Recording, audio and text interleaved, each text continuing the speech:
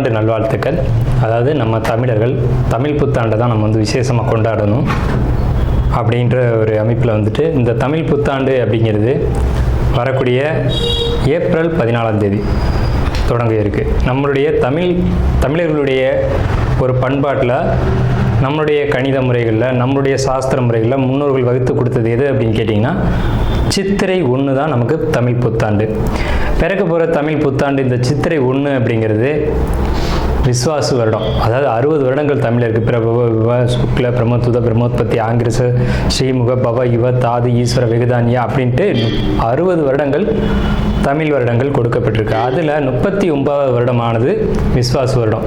இந்த வருடத்தை நோக்கி தான் நம்ம அடியெடுத்து வைக்கிறோம். நம்ம தமிழர்களுடைய கலாச்சாரப்படி பல்வேறு மதங்களும் பல்வேறு இனங்களும் பல்வேறு கலாச்சாரங்களும் இருந்தாலும் இந்த உலகத்தினுடைய ஆதி கர்த்தா, ஜோதிட சாஸ்திரத்தினுடைய ஆதி கர்த்தா அப்படிங்கிறவங்க தமிழர்கள் தான். அப்படிங்கிறதுல எல்லளவு கூட மாற்றம் இல்லை அப்படிங்கிறத நீங்கள் நல்லா புரிஞ்சுக்கணும். இந்த உலகத்துக்கு சாஸ்திரத்தையும் நாள்காட்டியும் வான சாஸ்திரத்தையும் தொகுத்து கொடுத்தவங்க யாருன்னு கேட்டால் நம்ம தமிழர்கள். நம்ம தமிழ் புத்தாண்டை நம்ம மற்றவங்களுக்கு கொடுத்துட்டு மற்றவங்களுடைய கேலண்டர் எடுத்து நம்ம பயன்படுத்திக்கிட்டு இருக்கோம். இது மிகப்பெரிய ஒரு தவறு. இந்த இடத்துல நம்மளுடைய தமிழ் புத்தாண்டை நம்ம பின்பற்றணும்னு சொல்லி ஒரு வேண்டுகோளை நம்ம வச்சுட்டு இந்த தமிழ் புத்தாண்டு எப்படி இருக்குது அப்படிங்கிற அமைப்பையும், தமிழ் புத்தாண்டு என்ன, தமிழ் புத்தாண்டுடைய சிறப்புகளையும் நம்ம வந்து பேசுவோம். நாள் என் செய்யும் வினைதான் என் செய்யும் என்னை நாடி வந்த கோள் என் செய்யும் கொடுங்கூற்று என் செய்யும் கூரேசர் இருந்தாலும் சிலம்பும் சதங்கையும் தண்டையும் சண்முன் தோளும் கடம்பும் என் கண்முன் வந்து தோன்றினேன். அதாவது நம்மளுடைய தமிழ் கடவுள் அப்படிங்கிறவர் முருகன் தாங்க. அகத்தியருக்கு தமிழை கற்றுக் கொடுத்தவர் யாருன்னு கேட்டிங்கன்னா முருகன் தாங்க. முருகன் தான் தமிழ் கடவுள். அதாவது அவருடைய பிறப்பு வேணால் நம்ம வந்து சிவன் பார்வதி அப்படி இப்படின்னு நம்ம சொல்லலாம். ஆனால் தமிழுக்கென்ற ஒரு கடவுள், தமிழினுடைய ஆதி கர்த்தா அப்படிங்கிறவங்க யாருன்னு கேட்டிங்கன்னா முருகன் தான். ஸோ அதனால் நம்ம முருகனை வணங்கி நம்ம இந்த பதிவை தொடர்வோம். சித்திரை 1 அப்படிங்கிறது ஏப்ரல் 14 ஆங்கில கணக்குப்படி. ஆங்கில கணக்கை தயவு செஞ்சு யாரும் எடுத்துக்க வேணாம். ஆங்கில நாள்காட்டி தவறானது தான். இது வந்து நம்ம சவால்கிட்டே சொல்லலாம். ஒரு 15 நாட்கள் ஆங்கில நாட்காட்டியில் காணாமல் போய் அதை தேடி கண்டுபிடிச்சி அதுக்காக நாட்களை திருத்தின ஒரு வரலாறு நம்ம வரலாறு இருக்குது. நல்லா தெரிஞ்சுக்கோங்க. இன்னையிலேருந்து இன்னும் நூற்றுக்கணக்கான வருடங்களுக்கு கிரகணத்தை ஆதி காலத்திலே குறித்து வச்சுருக்காங்க நம்ம முன்னோர்கள். ஸோ அப்படிப்பட்ட நம்மளுடைய தமிழ் வருடப்பிறப்பான விஸ்வாச வருடப்பிறப்பு எப்படி நடக்குது அப்படின்னு பார்த்தீங்கன்னா, திங்கட்கிழமை அன்னைக்கு பிரதமை திதியில் சுவாதி நட்சத்திரத்தில் வஜ்ரம் நாமயோகத்தில் கௌளவ கரணத்தில் பிறக்க இருக்குது. இந்த சித்திரை 1 தாங்க கேரளாவில் ஐயப்பனுக்கு நடை திறப்பு முதல்ல நடக்கக்கூடிய நாள் அப்படின்னா சித்திரை விசு அப்படின்னு சொல்லுவாங்க. விசு அப்படின்னா சமப்படுத்துதல் அப்படின்னு பேர். சித்திரை விசு அப்படிங்கிறத கேரளாவில் விசேஷமாக கொண்டாடுறாங்க. ஏன்னா நம்மகிட்டேருந்து பிழிஞ்சு போன ஒரு மொழி வந்து மலையாளம் அப்படிங்கிறது. சரி, விஸ்வாசு வருடத்துக்கு நம்ம முன்னோர்கள் என்ன விளக்கம் கொடுத்துருக்காங்க அப்படின்னா, விஸ்வாசு அப்படின்ற சொல் வந்துட்டு நேர்மை, நீதி, செல்வம் அப்படின்னு உயர்ந்த ஒரு அர்த்தத்தை வச்சுருக்காங்க. நம்மளுடைய தமிழ் மொழிக்கு நம்ம தமிழ்லேயே அர்த்தங்கள் தேட வேண்டிய ஒரு காலகட்டம் வந்தாச்சு. சரி, இந்த விஸ்வாசு வருடம் அப்படிங்கிறது நேர்மை, நீதி, செல்வம் அப்படிங்கிற ஒரு அர்த்தத்தில் வருது இந்த சொல் அப்படிங்கிறது. இந்த விஸ்வாசு வருடத்துக்கு உண்டான பலன்களாக நம்ம முன்னோர்கள் என்ன சொல்லியிருக்காங்க அப்படின்னு பார்த்தீங்கன்னா, விஸ்வாசு வருடம் தன்னில் வேளாண்மை ஏறும், பசுமாடும் மாடும் பழிக்கும், சிசு நாசம், மறையோர்கள் வாழ்வார்கள், மாதவங்கள் மீறுமே, மற்றுலகில் உண்டு மலை அப்படின்னு சொல்லியிருக்காங்க. மற்றுலகில் உண்டு மலை அப்படின்னு முடிக்கிறாங்க. இதனுடைய அர்த்தம் என்னன்னு கேட்டிங்கன்னா, இந்த வருடம் விஸ்வாசு வருடம் அப்படிங்கிறது ஒவ்வொரு 60 வருடங்களுக்கு ஒரு முறை 39 ஆண்டாக பிறக்கக்கூடிய இந்த விஸ்வாசு வருடமானது வருகின்ற காலகட்டத்தில் எல்லாம் வேளாண்மை உயரும் அப்படின்னு சொல்லியிருக்காங்க. பசு மாடும் பழிக்கும் அப்படின்னா நம்மளுடைய பசுமாடுகள் அப்படிங்கிறது நல்ல ஒரு முன்னேற்றத்தை அடையும். மாடு ஆடுகளுக்கு ஒரு நல்ல தீவனங்கள் கிடைத்து அதுவும் நல்ல செழித்து வரும். ஆதி காலத்தில் வந்து மாடை தான் செல்வமாக குறிப்பிட்டிருக்காங்க. இன்றைக்கி வந்து பணம் அப்படின்ற ரூபாய் தாள்களை நம்ம வந்து பணமாக குறிப்பிட்றோம். ஒரு முன்னோர்கள்லாம் வந்து மாடு எவ்வளோ இருக்குது, மாட்டினுடைய அந்த குப்பை வந்து வேஸ்ட்டெல்லாம் எங்கே ஒரு மனிதன் வந்து எங்கே சேகரிக்கிறானோ அதை போய் முதல்ல பார்ப்பாங்கங்க. அதை வச்சு தான் அவனுடைய செல்வம் என்னன்றதை குறிப்பிட்டு பொண்ணு கொடுக்குறதா இருக்கட்டும், பொண்ணு எடுக்கிறதா இருக்கட்டும், இதெல்லாம் நம்முடைய மரபில் இருந்து வந்த ஒரு விஷயம். ஸோ அப்போ இத்தனை மாடுகள் இருந்தால் தான் அவன் செல்வந்தன் அப்படின்ற ஒரு கான்செப்ட் வந்து முன்னோர்கள் நமக்கு காமிச்சிருக்காங்க. அப்படிப்பட்ட பசுமாடுகள் மாடும் பழிக்கும் அப்படின்ற ஒரு வார்த்தையை வந்து அங்கே குறிப்பிட்டிருக்காங்க. சிசு நாசம் அப்படின்ற வார்த்தையை சொல்கிறாங்க. மறையோர்கள் வாழ்வார்கள். மறையோர்கள்னு யாருன்னு கேட்டிங்கன்னா சமுதாயத்தில் முக்கியமாக இருக்கக்கூடிய பெரியவங்க, மற்றவங்களுக்கு வழிகாட்டக்கூடியவங்க வாழ்வாங்க அப்படின்ற சொல்லியிருக்காங்க. மாதவங்கள் மீறுமே அப்படின்ற ஒரு வார்த்தையும் வருது. மாதவங்கள் மீறும் அப்படின்னா ஒழுக்கக்கேடான செயல்பாடுகளில் மனிதர்கள் நடக்க வேண்டிய காலகட்டங்கள் வரும். ஒழுக்கக்கேடுனா என்னங்க? இந்த விரல் தான் ஒழுக்கக்கேடு, இந்த ஒற்றை விரல் தான். இந்த விரலை வச்சு தான் நம்ம பட்டன் அமுக்கிறோம், காசு வாங்கிட்டு அமுக்கிறோம். இதுதான் மாதவங்கள் மீறுமே அப்படின்றது. ஸோ அந்த மாதிரிலாம் இல்லாமல் மனசாட்சிக்கு துரோகம் செய்யாமல் யார் நீதி பரிபாலனம் செய்வாங்க அப்படின்றத தெரிஞ்சு சரியான வாக்களித்து நல்ல தலைவனை தேர்ந்தெடுக்க வேண்டிய காலகட்டங்கள் அப்படிங்கிறத இங்கே மறைமுகமாக இந்த விசுவாச வருடத்தினுடைய வெண்பா பாடல் அப்படிங்கிறது நமக்கு சுட்டி காட்டுது. இந்த சித்திரை வருட பிறப்பானது மகர லக்னம்னு சொல்லக்கூடிய சர லக்னங்களில் விழுகுது. எப்படின்னு கேட்பீங்க. தமிழனுடைய கணக்குப்படி சூரியன் எப்போது கிழக்கு வானில் உதிக்கிறதோ அதுதான் லக்னம்.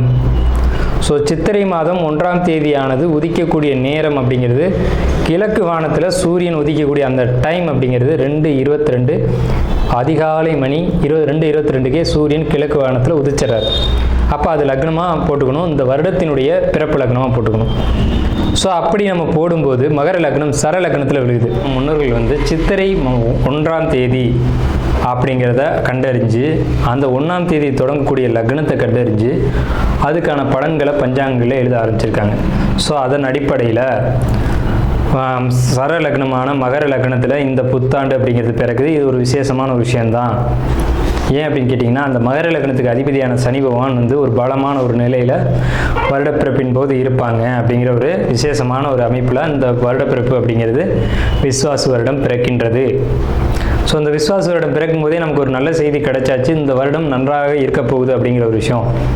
சரி, இதை சித்திரை மாதம் தான் நீங்கள் தமிழருடைய கலாச்சாரம் அப்படின்னு சொல்கிறீங்களே, இதுக்கு ஏதாவது ஆதாரம் இருக்கா அப்படின்னு கேட்டிங்கன்னா கண்டிப்பாக இருக்கிறது. புறநானூறு அப்படின்ற ஒரு தமிழ் இலக்கியம் இருக்குது. அதில் போய் தேடி பார்த்தீங்க அப்படின்னா தலைநாள் பூத்த பொன் இணர் வேங்கை அப்படின்ற சொல்லும், கனிவேங்கை நன்னாளே நாடி மலர்தலால் அப்படின்ற வார்த்தை வரும். அதாவது சித்திரை மாதத்தில் பூக்கள் அதிகமாக பூத்து குலுங்கும். அதனால தலைநாள் அப்படின்ற சொல்ல யூஸ் பண்ணுறாங்க. தலைநாள்னா முதல் மாதம் அப்படின்னு தலை மாதம் கடை மாதம் அப்படின்னு பிரிக்கிறாங்க. கனிவேங்கை நாடி மலர்தலால், கனிவேங்கை நல்லான் நாடி மலர்தலால், அந்த பூக்கள் பூக்கிறதுனால அந்த கனிவேங்கை மாதம் அப்படிங்கிறதையும் தலைநாள் பூத்த பொன் இணர் வேங்கை அப்படின்ற சொல்லும் புறநானூறு அப்படின்ற இலக்கியத்தில் தமிழ் மாதம் முதல் மாதம் சித்திரை மாதம்ன்ற குறிப்பீடு அங்கே இருக்குது. சரிங்களா? வண்ண மலர்கள் பூத்து குலுங்கக்கூடிய ஒரு பொன்னான மலர்கள், பொன் போன்ற மலர்கள். இன்றைக்கும் கேரளாவில் ஒரு மஞ்சள் நிறத்தில் தங்க நிறத்தில் பூக்கக்கூடிய பூக்களை பறித்து அவங்க விசேஷத்துக்கு சித்திரை 1 அன்னைக்கு கொண்டாடுறாங்க. அவங்க தமிழ் பண்பாடை பின்பற்றுறாங்க அப்படின்றத இதை நீங்கள் தெரிஞ்சுக்கலாம். சரிங்களா? இப்போ இந்த சித்திரைக்கு அதிதேவதை யாருன்னு கேட்டிங்கன்னா மகாவிஷ்ணு. மகாவிஷ்ணு தான் காக்கக்கூடிய கடவுள் அப்படின்னு சொல்கிறாங்க. மகாவிஷ்ணு எங்கும் நிறைந்தவர் அப்படின்னு சொல்கிறாங்க. சரிங்க சார், சித்திரை மாதம் விசேஷங்களை கொண்டாடலாமா அப்படின்ற ஒரு கேள்வி வரும். 100% கொண்டாடலாம். ஏன்னு கேளுங்க. இதுக்கு உதாரணம் ராமர் தான். ராமர் பட்டாபிஷேகம் ஏற்ற மாதம் எதுன்னு கேட்டிங்கன்னா சித்திரை மாதங்க. அப்போது விலக்கப்பட்ட மாதங்கள் அல்ல, இது விசேஷத்துக்கு ஏற்றுக்கொள்ளப்பட்ட மாதம் எதுன்னு கேட்டிங்கன்னா சித்திரை மாதம்தான். பகவத்கீதையிலே ஒரு வார்த்தை வருது, ருதுக்களில் நான் வசந்த ருதுவாக இருக்கிறேன் அப்படின்னு கிருஷ்ணன் சொல்கிறார். நம்மளுடைய வாக்கியம்ல, இது பகவானுடைய சொல். அப்போ வசந்த ருது அப்படின்றது எதுன்னு கேட்டிங்கன்னா சித்திரை 1 தான் வசந்த ருதுனுடைய தொடக்கம். வசந்த காலம் அப்படிங்கிறது வெயில் காலம் அப்படின்னு தான் பேர், கோடை காலம் அப்படின்னு பேர். வசந்த காலமானது சித்திரை வைகாசி, இந்த 2 மாதத்தையும் வசந்த காலம் அப்படின்னு குறிப்பிடுறாங்க சமஸ்கிருதத்தில். அப்போ இந்த வசந்த காலம் எனக்கு பிடித்த ருது அப்படின்னு சொல்கிறாரு கிருஷ்ணர். ஸோ ராமர் பட்டாபிஷேகம் ஏற்றுக்கிட்ட ருது எது அப்படின்னு கேட்டிங்கன்னா சித்திரை மாதம். அப்போ சித்திரை மாதம் புது வீடு வாங்கலாம், புது வீடுக்கு கிரகப்பிரவேசம் பண்ணலாம், புது மனை எழுப்பலாம், மனை சம்பந்தப்பட்ட விஷயங்கள், மங்கள காரியங்கள் இது எல்லாம் செய்வதற்கு உகந்த மாதம் சித்திரை மாதம். சரி, அப்போ அந்த சித்திரை மாதம் பார்த்திங்கன்னா சித்ரா பௌர்ணமி அப்படின்னு ஒன்று வரும். சித்திரை பௌர்ணமி அப்படின்ற ஒரு விசேஷம் வரும். சூரியன் மேசத்திலும் சந்திரன் துலாத்திலும் இருந்து சித்திரை நட்சத்திரம் வருகின்ற நாளில் பௌர்ணமி திதியானது உதிக்கும். ஒவ்வொரு தமிழ் மாதத்துக்கும் குறிப்பிட்ட நட்சத்திரத்தில் தான் பௌர்ணமி திதி வரும். அந்த திதி எந்த காலகட்டத்திலையும் மாறாது. அதனால தமிழர்கள் ரொம்ப நுட்பமானவர்கள் நம்ம சொல்கிறோம். வைகாசி மாதம் அப்படின்னு எடுத்துக்கிட்டோம்னா அந்த மாதத்துக்கு பேர் வைகாசின்னு ஏன் வந்தது அப்படிங்கிறது தெரியணும். விசாக நட்சத்திரத்தில் பௌர்ணமி உதிக்கும். மேச ராசியானது மே மாதம் நம்ம மேச ராசின்னு சொல்கிறோம், மேடத்தை மே அப்படின்னு சொல்கிறோம். நம்மக்கிட்டேருந்து எடுத்துக்கொண்ட ஒரு வார்த்தை ஆங்கிலத்தில். மேடம்ன்ற சொல்ல மேஷம், மேடம்ன்ற சொல்ல மே அப்படின்னு திரிச்சிருக்காங்க. இவ்வளோதான் விஷயம், சரிங்களா? மேடம் நம்ம குறிப்பிட்றோம் ராசியில், அதை மே மாதம் அவங்க குறிப்பிட்றாங்க. அப்போ இந்த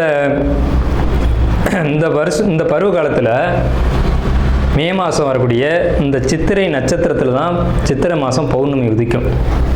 முழு நிலா, பெரிய நிலா உதிக்கும். சந்திரன் வந்து ரொம்ப பிரகாசமாக இருக்கக்கூடிய பௌர்ணமி திதியானது முதல்ல உதிக்கிற மாதம் சித்திரை மாதத்தில் தான் அவ்வளோ முழு நிலாவாக ஒலிக்கும். இந்த சித்ரா பௌர்ணமி அப்படிங்கிறது சித்திரகுப்தனுக்கான விசேஷ நாள். சித்திரகுப்தன் யாருங்க? யமனுடைய பிஏ, யமனுடைய கணக்காளி, யமனுடைய பணியாளர். இவரை வந்து இந்த மாதத்தில் விசேஷமாக கொண்டாடுறாங்க. நம்மளுடைய முன்னோர்கள் இறந்தவங்க இருக்காங்க அப்படின்னா அவங்க நல்ல ஆத்மாவா கெட்ட ஆத்மாவான்னு கணக்கு எழுதக்கூடியவர் சித்திரகுப்தன் தான். அந்த கணக்கு அவர் எழுதுறதுனால தான் சித்ரா பௌர்ணமி அன்னைக்கு நம்ம முன்னோர்களை கொண்டாடி விசேஷமாக வழிபாடு செய்கிறோம். தை 1 தமிழ் புத்தாண்டுன்னு கொண்டு வந்தாங்க. அதை முழுமையாக ஒரு வருடம் கூட அவங்களால கடைபிடிக்க முடியல. இன்னொரு வரைக்கும் அதுக்கான சரியான கணக்கீடுகளை அவங்களால கொடுக்க முடியலை.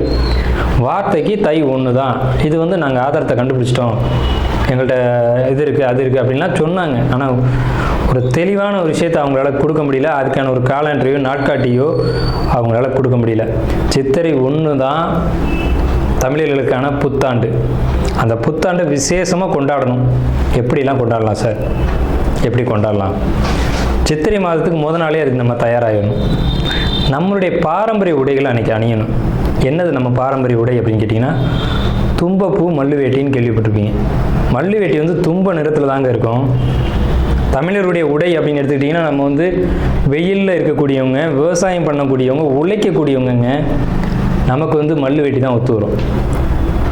இந்த இப்போ கலாச்சாரம் மாறிடுச்சு, என்னென்னவோ உடைகள் அணிகிறாங்க. அதெல்லாம் நமக்கான உடை கிடையாது. தும்பப்பூ மல்லு வேட்டி தான் நமக்கான உடை. அப்போ இந்த மல்லு துணியை தான் நம்ம வஸ்திரத்தை அணியணும். மேல் சட்டை போடக்கூடிய வழக்கம் நம்மளுடைய கலாச்சாரத்தில் கிடையாது.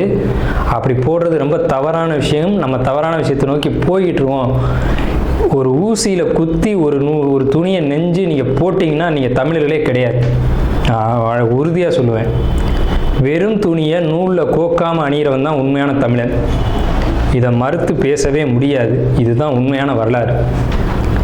அதாவது ஒரு துணியை எடுத்து அப்படியே உடலில் சுற்றிக்கணும், அவன் தான் தமிழன். மேல் அங்கம் வந்து வஸ்திரம்ன்ற துண்டும், அது எவ்வளோ பெருசாக வேணாலும் இருக்கலாம், அது சின்னதாக வேணாலும் இருக்கலாம். அது அவங்களுடைய வசதியை பொறுத்தது. ஆனால் சுத்தமான மல்லுவாக இருக்கணும். மல்லுன்றது பருத்தி நூலால் செய்யப்பட்டது. நம்ம வந்து பருத்தியை உற்பத்தி செய்யக்கூடியவங்க. நம்ம நிலத்தில் தான் பருத்தி உற்பத்தி ஆகும். அதுக்கான சரியான மண் வந்து தமிழர்களுடைய மண் தான். உலகத்துக்கே ஆடையும் சாஸ்திரத்தையும் கற்றுக் கொடுத்தவங்க யாருன்னா தமிழன் தான். ஸோ இந்த மாதிரி பாரம்பரிய உடைகளை அணிஞ்சு நம்ம விசேஷத்தை கொண்டாடணும். பச்சடி செய்வாங்க அன்னைக்கு, சித்திரை 1 அன்னைக்கு பச்சடி செய்வாங்க. இன்றைக்கெலாம் யாருமே செய்யறதில்ல. வேப்பம்பூ பச்சடி, மாங்காய் பச்சடி இதெல்லாம் செய்வாங்க. அது ரொம்ப இனிமையாக இருக்கும். வேப்பம்பூ எப்படி சார் இனிமையாக இருக்கும்? செய்வாங்க சார், அதை இனிப்பாக செய்ய முடியும். பச்சடி செய்வாங்க. அன்னைக்கு அந்த உணவை எடுத்துக்கணும். வேப்பம்பூ ரசம்லாம் வச்சு அன்றைக்கி சாப்பிடுவாங்க. அவ்வளோ ருசியாக இருக்கும். அந்த நாளில் அந்த உணவை தான் எடுத்துக்கணும்னு நமக்கு முன்னோர்கள் சொல்லியிருக்காங்க. அதை தவிர்த்து நீங்கள் போகிறது அப்படிங்கிறது ஒரு சிறப்பான விஷயம் கிடையாது. சரி, நம்ம வந்து இந்த 39ஆவது ஆண்டில் இருக்கோம். கலியுகாதி வருஷம் 5127ஆவது ஆண்டு இந்த விசுவாச வருடம் பிறக்குது. இந்த ஆண்டினுடைய ராஜா மந்திரி அப்படிங்கிறது சூரியன். இந்த ஆண்டினுடைய ராஜா மந்திரி அப்படிங்கிறது சந்திரன். அர்க்காதிபதி சூரியன், மேகாதிபதி சூரியன், சஸ்யாதிபதி குரு, சேனாதிபதி சூரியன், ரசாதிபதி சனி. இந்த ஆண்டினுடைய ராஜா அப்படின்னு சொல்லக்கூடியவர் சந்திரன் பலமாக இருக்காங்க. இந்த ஆண்டு தொடக்கத்திலே பலமாக இருக்காங்க. சனி பலமாக இருக்காங்க. சூரியன் பலமாக இருக்காங்க. சூரியன் எப்போவுமே வருஷ ஆண்டு பிறப்பு அப்படின்னாலே சூரியன் பலமாக தான் இருப்பார். அது என்ன ஸ்பெஷல்னு கேட்டிங்கன்னா, அந்த வீடு வந்து எந்த ஒரு பலகீனமும் அடையாமல் இருக்குது. மேசராசி. சஸ்யாதிபதி குரு அதீத பலத்தில் இருக்கார். எப்படின்னு கேட்டிங்கன்னா, பரிவர்த்தனை யோகத்தில் குரு சுக்கிரன் பரிவர்த்தனையில் தங்களுடைய வீடுகளை மாற்றிக்கிட்டு, பகைக்கிறவங்கள் தான் குரு சுக்கிரன், ஆனால் தங்களுடைய வீடுகளை பரிமாற்றம் செஞ்சுக்கிட்டு நல்ல ஒரு பலமான நிலையில் இருக்காங்க. இந்த வருஷம் மழை வந்து ரொம்ப அற்புதமாக பெய்யும். சகல ஜீவராசிகளுக்கும் உணவுகள் தட்டுப்பாடு இல்லாமல் கிடைக்கும். ரொம்ப பெரிய ஒரு அற்புதமான விஷயம். அன்னதானங்கள், கோயில் விசேஷங்கள் சிறப்பாக நடக்கும். ஆனால் அந்த புனித யாத்திரைக்குள் போகக்கூடியவங்களுக்கு இந்த விஸ்வாச வருடம் அவ்வளோ சிறப்பாக இல்லை. அங்கே சில நெருக்கடிகள், தொந்தரவுகள் இருக்கலாம் அப்படின்ற ஒரு சின்ன மைனஸ் மட்டும்தான் இருக்குது. அதே நேரத்தில் உணவு உற்பத்திகள் அப்படிங்கிறது அதிகரிக்கும். மழை நல்லா பொழியும். அணு ஆயுத உற்பத்திகள் அதிகமாக இருக்கும். ஆயுதங்கள், இரும்பு, எஃகு போன்ற விஷயங்களுடைய உற்பத்தி அதிகரிக்கும். மருத்துவத்தில் இந்திய தேசம் முதலிடத்தை வகிக்கும். வட மாநிலங்களில் வெள்ள பாதிப்புகள் ஏற்படும். மின்சார தடைகள் அடிக்கடி ஏற்படும். பேட்டரி வாகனங்கள் அதிகரிக்கும். பெரும்பாலும் இந்த பெட்ரோலியம் சம்மந்தப்பட்ட வாகனங்கள் அப்படிங்கிறது குறையும். தங்கம், வெள்ளி உளைச்சல் அப்படிங்கிறது உச்சத்தை அடையும். விலை உச்சத்தை அடையும். தங்கம், வெள்ளியை பொறுத்த வரைக்கும், ஆபரணங்களை பொறுத்த வரைக்கும் விலை உச்சத்தை அடையும். ஆனால் விலையும் அதிகம் அடையும் போதெல்லாம் அந்த விற்பனையும் அதிகமாகும். நல்ல லாபங்கள் கிடைக்கும். அதிகமாக தங்க நகைகளை வாங்கி அணியக்கூடியதும் சேமிக்கக்கூடியதும் இந்த ஆண்டு மக்கள் செய்வாங்க. சுரங்கம், பெட்ரோலியம், கிணறு இதை பொறுத்த வரைக்கும் விபத்துக்கள் ஏற்படுத்தி கொண்டே இருக்கும். பெண்களுக்கு அவமரியாதைகளும் பாலியல் தொந்தரவும் நடைபெறும். இது ஒரு மைனஸ் தாங்க. பூச்சி, கருவண்டு இந்த மாதிரியான விஷயங்கள் அதிகரிக்கும். வெங்காயம், தக்காளி, பூண்டு, மாங்காய், புளி இதனுடைய உற்பத்தியும் அதிகமாக இருக்கும். விலையும் அதிகமாக இருக்கும். மனிதர்களுக்கு இந்த நடைப்பயணம் போகக்கூடியவங்களுக்கு மட்டும் கொஞ்சம் தொந்தரவுகள் இருக்குங்க. இது இந்த ஆண்டினுடைய பலனாக இருக்குது. இந்த ஆண்டு எப்படி கொண்டாடணும் அப்படின்றத பற்றி நம்ம பேசணும், சரிங்களா? அப்போ அந்த நாளில் புத்தாடைகள் அணிஞ்சு விசேஷமாக நம்ம அதுக்கு முத நாளே தயாராகிடணும். சித்திரை கனி காணுதல் அப்படின்னு சொல்லுவாங்க. சித்திரை கனி காணுதல் தமிழர்களுடைய ஒரு மரபான பண்பாடு. இந்த சித்திரை மாதத்துக்கு முத நாளே அதுக்கான ஏற்பாடுகள்லாம் செஞ்சு வச்சுட்டு நீங்கள் அடுத்த நாள் புத்தாண்டு பிறக்கும்போது அந்த சித்திரை கனி காணுதலோடு நீங்கள் தொடங்குனீங்க அப்படின்னா இந்த புத்தாண்டு ரொம்ப பெரிய விசேஷத்தை உங்களுக்கு கொடுக்கும். நீங்கள் 12 ராசிகளில் எந்த ராசியில் பிறந்திருந்தாலும் உங்களுக்கு ஏற்றம் தான் அப்படிங்கிறதுல மாற்றுக்கிறதுக்கு இடமில்லை. 12 ராசிகளுக்கும் யோகத்தை கொடுக்கக்கூடிய ஒரு ஆண்டு தான் இந்த சித்திரை புத்தாண்டு பிறப்பு, விஸ்வாச வருட பிறப்பு. விஸ்வாசு அப்படின்னாலே விஸ்வாசம் அப்படின்ற சொல்ல ஒரு தெரிந்த சொல்ல தான் நம்ம பார்க்குறோம். நேர்மையாகவும் மக்கள் செயல்படுவாங்க, நீதியோடு நடந்துக்குவாங்க. நீதி என்னன்றது தெரியும். தலைமையில் இருக்கக்கூடியவங்களுக்கு கொஞ்சம் தொந்தரவுகள் வரும். தலைமை அப்படின்னா உங்களுக்கு தெரியும், அரசாங்கத்தில் அரசியலில் இருக்கக்கூடியவங்களுக்கு தொந்தரவுகள் வருது அப்படிங்கிறதெல்லாம் மாற்றுக்கிறதுக்கு இடமில்லை. இதை பலர் சொல்லலாம், பலர் மறுக்கலாம். நடக்கும்போது சில விஷயங்கள் நீங்கள் தெரிஞ்சுக்கிங்க. புத்தாண்டினுடைய பிறப்பானது சிம்ம மாந்தியில் தொடங்குகிறது. அப்போ தலைமையில் இருக்கக்கூடியவங்க யாருன்னு நம்ம குறிப்பிட்டு சொல்ல முடியாது. எல்லாருமே தலைமை தான். அந்த பார்லிமெண்ட்டு, அதே மாதிரி நாடாளுமன்றம், இந்த மாதிரி இடங்களுக்கு போகக்கூடியவங்க எல்லாருமே தலைமை தான். இவங்களுக்கு மட்டும் கொஞ்சம் எச்சரிக்கையாக இருக்கணும் அப்படின்ற காலகட்டம். உடலையும் மனதையும் தைரியமாக பார்த்து கொள்ள வேண்டும் அப்படின்ற காலகட்டம் இந்த விஸ்வாச வருடம். அதே சமயத்தில் நீதி, நேர்மை யாரெல்லாம் கடைபிடிக்கிறீங்களோ உங்களுக்கு இந்த விஸ்வாச வருடம் உங்களை விசுவாசமாக காப்பாற்றும் அப்படிங்கிறதுலையும் மாற்றுக்கிறதுக்கு இடம் இல்லைங்க. ஸோ நம்மளுடைய இந்த வீடியோ பார்த்த அனைவருக்கும் நன்றிகள். உத்திராட நட்சத்திரம் 1ஆம் பாதம் இவங்களை பொறுத்த வரைக்கும் அற்புதமான காலகட்டம் இந்த விஸ்வாச தமிழ் புத்தாண்டு வருடம். என்னது சார் யோகம் அப்படின்னு கேட்டிங்கன்னா, தாய் தகப்பன் வழி உறவு, தாய் தந்தை வழி அன்பு, பாசம், சொத்து, பத்து, பொருளாதார சேர்க்கைகளை பொறுத்த வரைக்கும் இந்த விஸ்வாச வருடம் உங்களுக்கு ரொம்ப சிறப்பாக இருக்கும். இந்த 12 ராசிகள்லையும் 27 நட்சத்திரங்கள்லையும் உத்தமமான பலன்கள் உத்திராட நட்சத்திரத்துக்கு தான் உண்டு. உத்திராட நட்சத்திரக்காரங்க தான் அதிக யோகத்தை அனுபவிக்க போகிறீங்க. அதில் எல்லளவு கூட மாற்றம் இல்லை. இருந்தாலும் தந்தை வழியில், தந்தையுடைய ஆரோக்கியத்தில் கவனம் மட்டும் தேவை. வேறு எந்த ஒரு பாதிப்பும் இல்லை. யோகமான காலகட்டம். முடிஞ்ச வரைக்கும் குலதெய்வ கோயிலில் போய் குலதெய்வத்தை வழிபாடு செய்யுங்க. குடும்பத்தோடு போங்க. உத்திராட நட்சத்திரக்காரங்க வருடம் தனுசு ராசிக்கு புத்தாண்டு பலன்கள். நாள் என் செய்யும், வினைதான் என் செய்யும், என்னை நாடி வந்த கோள் என் செய்யும், கொடுங்கூற்று என் செய்யும், கூரேசர் இருந்தாலும் சிலம்பும் சதங்கையும் தண்டையும் சண்முன் தோளும் கடம்பும் என் கண்முன் வந்து தோன்றினேன். அதாவது தனுசு ராசி இவங்களுக்கு இந்த விஸ்வாச வருடம், தமிழ் வருடம் மொத்தம் 60 இருக்குது. பிரபவ, விபவ, சுக்ல, பிரம்மோத்வத, பிரம்மோத்பத்தி, ஆங்கிரச, ஸ்ரீமுக, இப்படி 60 வருடங்களில் 39வது எண்ணிக்கையில் வரக்கூடிய வருஷத்துக்கு பேர் தான் விஸ்வாச வருடம். இந்த விஸ்வாசு அப்படின்ற சொல்லுக்கு செல்வம், நேர்மை, தூய்மை அப்படின்ற ஒரு பொருள்லாம் இருக்குது. அப்படிப்பட்ட இந்த விஸ்வாச வருடத்தில் என்ன வெண்பா கொடுத்துருக்காங்க அப்படின்னு பார்த்தீங்கன்னா, விஸ்வாச வருடம் தண்ணில் வேளாண்மை ஏறும், பசுமாடும் மாடும் பழிக்கும், சிசு நாசம், மரியோர்கள் வாழ்வார்கள், மாதவங்கள் மீறுமே, மற்றுலகில் உண்டு மழை அப்படின்னு சொல்லியிருக்காங்க. அதாவது பொதுவாகவே 12 ராசிக்கும் ஏற்றமுடைய ஆண்டா இந்த ஆண்டு வந்து சொல்லப்பட்டிருக்கு. மறையோர்கள் வாழ்வார்கள் அப்படின்னு, வேளாண்மை உயரம் அப்படின்னு, ஆடு மாடுகள் அதிகமாக வந்து தங்களுக்கு தீவனம் கிடைச்சி நல்லபடியாக வாழும் அப்படின்ற ஒரு கருத்தை சொல்லி இந்த ஆண்டினுடைய வெண்பாவை கொடுத்துருக்காங்க. இந்த மாதிரி ஒரு சுபமான ஒரு ஆண்டு அப்படிங்கிறது வந்து குறைவான ஒரு அமைப்பு தான். ஸோ அப்படிப்பட்ட இந்த 39வது வருடம் விசுவாச வருடத்தில் தனுசு ராசிக்காரங்களான உங்களுக்கு என்ன பலன்கள் அப்படிங்கிறத நம்ம பர்டிகுலராக பார்ப்போம். இந்த வருடத்தினுடைய கிரக நிலைகளை கொண்டும் உங்களுடைய ராசியை கொண்டும் நம்ம இந்த பலன்களை பார்க்குறோம். தயவு செஞ்சு இந்த வீடியோ ஸ்கிப் பண்ணாமல் முழுமையாக பாருங்கள். அப்போ தான் நம்ம என்ன சொல்ல வரோம் அப்படின்றது தெரியும். உங்களுடைய பொன்னான நேரத்தை ஒதுக்கி பாருங்கள். ரெண்டாவது, நம்ம சேனலில் வந்துட்டு ஆன்மீகம், ஜோதிடம், பரிகாரம், வாஸ்து, ராசி பலன் இப்படி பல்வேறு வீடியோக்களை பதிவிட்டு வரோம். உங்களுக்கு பயனுள்ள வீடியோக்கள் இது எல்லாமே. தயவு செஞ்சு நேரம் ஒதுக்கி இந்த பரிகார வீடியோக்களாக இருக்கட்டும், ஆன்மீக வீடியோக்களாக இருக்கட்டும், ராசி பலன் வீடியோவாக இருக்கட்டும் பார்க்கும்போது உங்களுக்கு கண்டிப்பாக உங்கள் வாழ்க்கையில் ஒரு திடமாக இருக்கும். உங்களுக்கு வந்து ஒரு வெளிச்சம் திடமாக கிடைக்கும் அப்படின்றத சொல்லி நம்ம இந்த வீடியோக்குள்ளே போகிறோம். முதல்ல தனுசு ராசினா என்னங்க? 12 ராசிகள் இருக்குல்ல, தனுசு ராசிக்கு மட்டும் என்ன சிறப்பு? இது தாங்க 9வது ராசி. ஒரு ஜாதகத்தில் 9ஆம் இடம் அப்படிங்கிறது ஸ்பெஷல். என்ன சிறப்பு அப்படின்னு கேட்டிங்கன்னா, அதுக்கு பேர் தான் பாக்கியஸ்தானம்னு வச்சுக்கோங்க. கல்யாணம் ஆயிடுச்சா, எனக்கு அந்த பாக்கியம் கிடைக்கல அப்படிங்கிறாங்க. குழந்தை இருக்கா, எனக்கு அந்த பாக்கியம் கிடைக்கலங்கிறாங்க. அப்போ பாக்கியம்ன்ற விஷயத்தை வந்து எங்கே பதிச்சு வச்சுக்கோங்கன்னா 9ஆம் இடத்துல. காலபுருஷனுக்கு 9வது ராசி தாங்க தனுசு ராசி. அப்போ பாக்கியத்தை தேடி தான் எல்லாருமே ஓடிக்கிட்டு இருக்காங்க.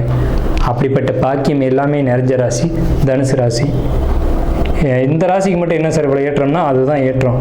அந்த ராசிக்கு தான் அவ்வளவு சிறப்புகளும் கொடுத்துருக்காங்க. இயற்கையாக அந்த ராசிக்கு தான் அற்புதமான பலன்களை அதிகபட்சமாக வழங்கியிருக்கு. ஏன்னா இது முழு சுபரான குருபவனுடைய வீடு அப்படிங்கிறதும் ஒரு கான்செப்டு. ஸோ இந்த ராசி மட்டும் ஒருத்தருடைய ஜாதகத்தில் பலம் அடைஞ்சிச்சு அப்படின்னா அவர் வாழ்க்கையில் கஷ்டங்கிறத அவர் பார்க்க போகிறதே இல்லை. தனுசு ராசியோ தனுசு லக்னமோ குடும்பத்தில் எங்கே இருந்தாலும் சரி, அது யோகமான வீடுன்னு பேர். இதை யாராலையும் மறுக்க முடியாது. சரிங்க சார், இவ்வளோ ஏற்றம்லாம் சொல்கிறீங்க, எங்களுக்கு என்ன இப்போ நடக்கும் அப்படிங்கிறத தெரிஞ்சுக்கிறோம் அப்படின்ட்டு ஆர்வம் உங்களுக்குள்ளே இருக்கலாம். நம்ம அதை தான் இப்போ டிஸ்கஸ் பண்ண போகிறோம். சரி, நம்ம முதல்ல வந்துட்டு நீங்கள் எந்தெந்த விஷயங்கள்லாம் கவனமாக இருக்கணும் அப்படிங்கிறத சொல்லிடுவோம்.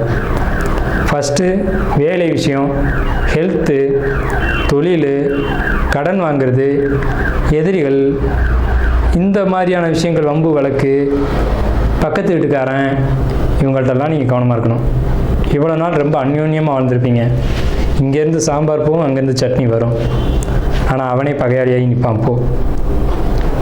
சகோதர வழி உறவுகளும் பங்காளிகளும் அதே மாதிரி எழுத்து சம்மந்தப்பட்ட விஷயங்களும் டாக்குமெண்ட்டு பிரச்சனையும், எனக்கும் என் தம்பிக்கும் சொத்தை பிரிக்கலை சார், பிரிச்சிருங்க உடனடியாக, இல்லையா அந்த விசுவாச வருடம் முடிஞ்சு தான் பிரிக்கிற மாதிரி ஆகும். இந்த விசுவாச வருடத்தில் அந்த இதை நீங்கள் எழுதி சரி பண்ணணும்னு போனீங்கன்னா வலுவான சிக்கலை மாட்டிக்கிங்க. எழுத்து சம்மந்தப்பட்ட சிக்கல் உங்களுக்கு இப்போ காத்துட்ருக்கு. எச்சரிக்கையை முதல்ல சொல்லணும்னு சொன்னால் அந்த எச்சரிக்கை தான் இது. ஸோ சகோதரன் இவ்வளோ நாளாக அப்படியே அண்ணன் சொன்னால் நான் மாற மாட்டேன்னு நிற்பான். அவன் இன்னைக்கு இப்போ மிகப்பெரிய எதிரியாக மாறி நிற்பான். ஸோ இந்த மாதிரியான ஒரு பிரச்சனை.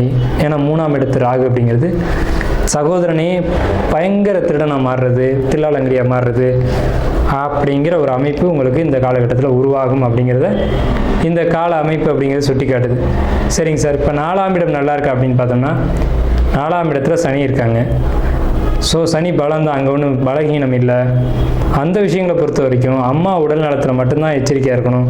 அவங்களுக்கு ஏதாவது உடல் ரீதியாக பாதிப்புகளை ஏற்படுத்தும் அப்படிங்கிற ஒரு விஷயம் தானே தவிர, பழைய வீடுகள் வாங்கக்கூடிய யோகம் உண்டு, வாகனங்கள் செகண்ட் ஹேண்டில் வாங்கக்கூடிய யோகம் உண்டு, கண்டிப்பாக வாங்குவீங்க.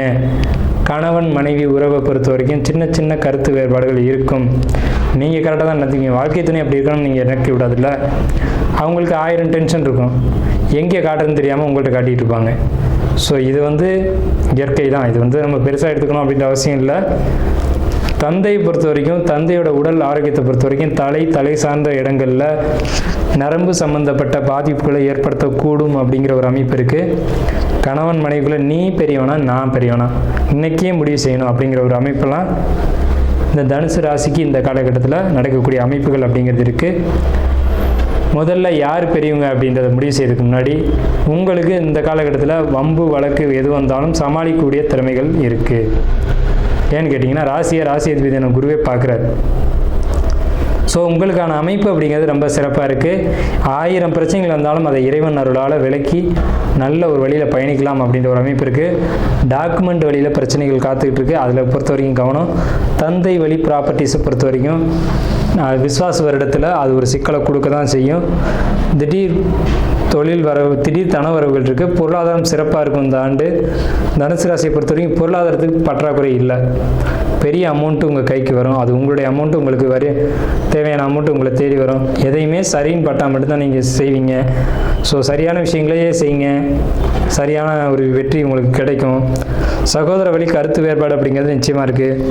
தொழிலில் நேர்மையாக செய்யணும், இல்லைன்னா தொழிலில் பாதிப்பு வரும். தொழிலை பொறுத்த வரைக்கும் நேர்மையான வழியில் தான் செய்யணும் அப்படின்ற ஒரு அமைப்பு இருக்குது. கொஞ்சம் நேர்மை தவறி நடந்தால் கூட அது பாதிப்பை ஏற்படுத்தும். லாபம் இருக்கா சார்னு கேட்டிங்கன்னா கண்டிப்பாக லாபம் இருக்குது. அதே மாதிரி ஜாப்பில் எச்சரிக்கைன்னு நம்ம முன்னாடியே சொல்லிட்டோம். ஜாப்பில் பெண்களால் தொந்தரவுகள் நிச்சயமாக உண்டு. இப்போ ஆண்கள் வேலை செய்கிறீங்கன்னா இன்னொரு ஆண்கள் இருந்தால் பிரச்சனை இல்லை. அதே இடத்துல ஒரு லேடிஸ் இருந்தால் ஆண்களை பொறுத்த வரைக்கும் கவனமாக இருக்கணும். பெண்கள் வேலை செய்கிறீங்கன்னா உங்களுக்கு மற்றொரு பெண்ணால் பிரச்சனைகள் உண்டு. ஸோ தனுசு ராசிக்காரங்களை பொறுத்த வரைக்கும் என்றைக்குமே நான் சொல்கிறேன், பெண்களால் மட்டும்தான் பிரச்சனை வரும். அது ஆணாக இருந்தாலும் சரி, பெண்ணாக இருந்தாலும் சரி. மனைவி வெளியில் விரயங்கள் ஏற்பட வாய்ப்பு உள்ளது. ஹெல்த்து சம்மந்தப்பட்ட உடல் ரீதியில் கவனம் தேவை. தாயார் உடலில், தாயாருடைய ஹார்ட்டு சம்மந்தப்பட்ட இடங்களில், இருதயம் சம்மந்தப்பட்ட இடங்களில் ரொம்ப ரொம்ப எச்சரிக்கையாக இருக்கணும். தலை சம்மந்தப்பட்ட பகுதியிலையும் கவனமாக இருக்கணும். கொழுப்பு சம்மந்தப்பட்ட பாதிப்புகள் தாயாருக்கு ஏற்பட வாய்ப்பு உள்ளது. ஸ்ட்ரோக் மாதிரியான விஷயங்கள், அந்த மாதிரியான அமைப்புகள் ஏற்பட வாய்ப்பு இருக்குது. குழந்தை அமைப்புக்காக இயங்கிட்டு கூடிய தனுசு ராசியை பொறுத்த வரைக்கும் சற்று தாமதமாகும். சார் ஆல்ரெடி ஒரு பையன் இருக்கான் சார், ஒரு பொண்ணு வேணும் சார் அப்படின்னு கேட்கக்கூடிய தனுசு ராசிக்கு இந்த ஆண்டு காத்திருங்கள். நல்ல ஒரு இந்த ஆண்டினுடைய இறுதியில் உங்களுக்கு குழந்தை வரம் அப்படிங்கிறது கிடைக்கும். அது நீங்கள் என்ன குழந்தை கேட்குறீங்களோ அது உங்கள் ஜாதக ரீதியில் அதன் அடிப்படையில் கிடைக்கும். உங்கள் ஜாதகத்தை முழுமையாக பார்த்து பயன் எடுத்துக்கோங்க. பயணங்களை குறைச்சிக்கோங்க. மனைவியும் கூட்டு தொழில் கூட்டாளிகள் இவங்களை பொறுத்த வரைக்கும் கவனமாக தான் இருக்கணும். மனைவி கிட்ட வாயை குறைச்சிக்கணும். கணவனாக இருந்தாலும் வாயை குறைச்சிக்கணும். என்னன்னு கேட்கறதுக்குள்ள பிரச்சனை ஆகிடும். ஸோ கணவன், மனைவி, கூட்டு தொழிலாளர்கள், நண்பர்கள் இவங்களை பொறுத்த வரைக்கும் தனுசு ராசிக்காரங்களே விட்டு கொடுத்து போங்க. வாழ்க்கை சிறப்பாக இருக்கும். ஸோ இவ்வளவு தூரம் நம்ம தனுசு ராசிக்கான சிறப்பான பலன்களை பார்த்துருக்கோம். ஸோ ஒரு 70% மேலே தனுசு ராசிக்கு நல்ல பலன்கள் இருக்குது. ஒரு 30% நம்ம நெகட்டிவாக சொல்லியிருக்கோமே, இதுக்கு என்ன தீர்வு அப்படின்னு கேட்டிங்கன்னா, உங்களுக்கு பெருமாள் வழிபாடு இந்த காலகட்டத்தில் சிறப்பான நற்பலன்களை வழங்கும் அப்படிங்கிறத கூறி நம்ம தனுசு ராசிக்கு உண்டான பலன்களை நிறைவு செய்வோம்.